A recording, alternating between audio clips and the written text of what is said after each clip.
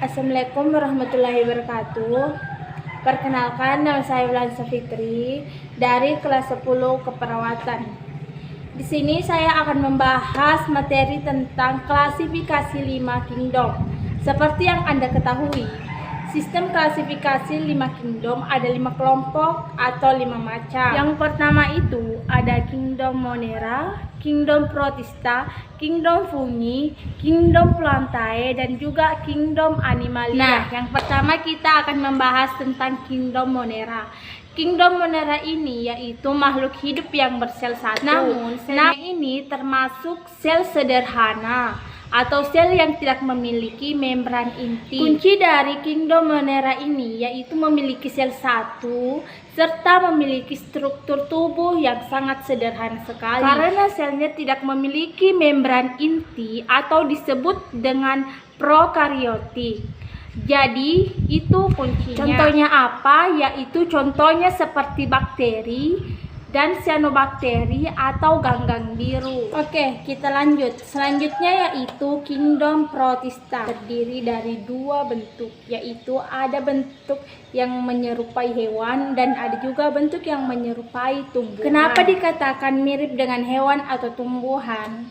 Jika mirip dengan hewan, yaitu cara mendapatkan makanannya yaitu mendapatkan dari makhluk hidup lain atau tidak bisa menghasilkan makanannya. Sedangkan jika dia mirip dengan tumbuhan, otomatis dia menghasilkan makanannya sendiri. Dengan cara apa? Dengan cara melakukan fotosintesis atau dia memiliki klorofil. Jadi ingat, makhluk hidup yang memiliki klorofil yaitu melakukannya dengan fotosintesis sehingga dia menghasilkan makanannya sendiri. Jadi makhluk hidup yang terdapat dalam kelompok Protista ini yang menyerupai tumbuhan yaitu memiliki klorofil atau menghasilkan makanannya sendiri.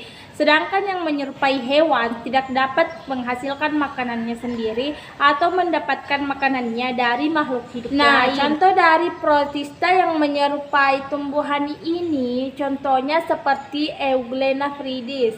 Euglena fridis ini tumbuh di air. Sedangkan Protista yang mirip dengan hewan yaitu contohnya amuba dan paramecium. Nah, selanjutnya kita beralih ke materi kingdom Fungi. Setelah kita membahas tentang kingdom Monera, kingdom Protista, yaitu kita lanjut ke materi selanjutnya yaitu kingdom Fungi. Kingdom Fungi ini biasa juga dikenal dengan jamur atau biasa disebut fungi ini adalah jamur. Tentu Anda bisa bayangkan seperti apa bentuk jamur tersebut. Ingat, jamur ini biasa juga disebut mirip dengan hewan karena tidak dapat menghasilkan makanannya sendiri karena tidak memiliki klorofil. Ingat, jamur itu tidak bisa mendapatkan makanannya sendiri sama seperti hewan. Nah, sehingga bisa dikatakan jamur ini tidak memiliki sel dan tidak dapat berfotosintesis. Maka jamur juga mendapatkan makanannya dari makhluk hidup lain, begitupun seperti adanya hewan. Contohnya yaitu jamur ini biasanya mendapatkan makanannya dari sisa-sisa zat dari makhluk hidup lain dan menguraikannya. Nah, selanjutnya yaitu kingdom Plantae.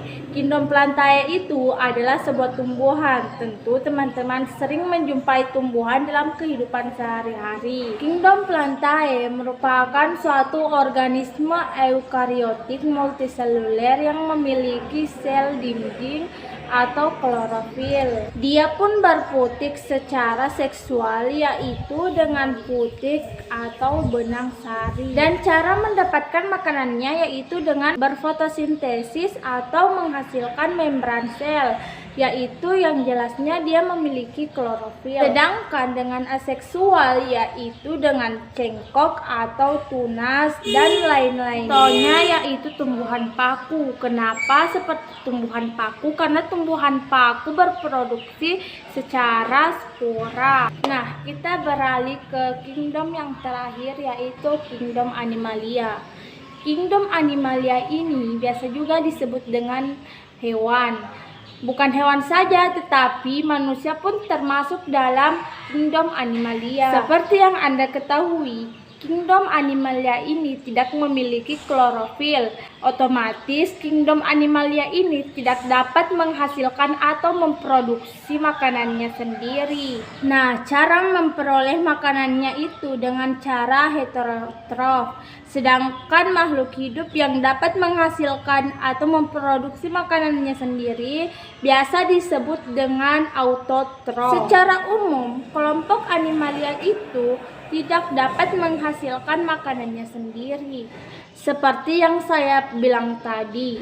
Sedangkan ciri Animalia ini yaitu dapat mencerna makanan yang sudah dimakan, kemudian mampu berpindah tempat, serta ada yang bersel satu dan juga ada yang bersel banyak. Kemudian kelompok Animalia ini dibagi menjadi dua bentuk. Ada yang disebut invertebrata dan juga ada yang disebut vertebrata. Invertebrata yaitu berarti kan tidak memiliki tulang belakang, sedangkan vertebrata memiliki tulang belakang. Nah, cukup sampai di sini saja pembahasan saya tentang sistem klasifikasi 5 kingdom. Jika ada salah kata mohon dimaafkan. Wassalamualaikum warahmatullahi wabarakatuh.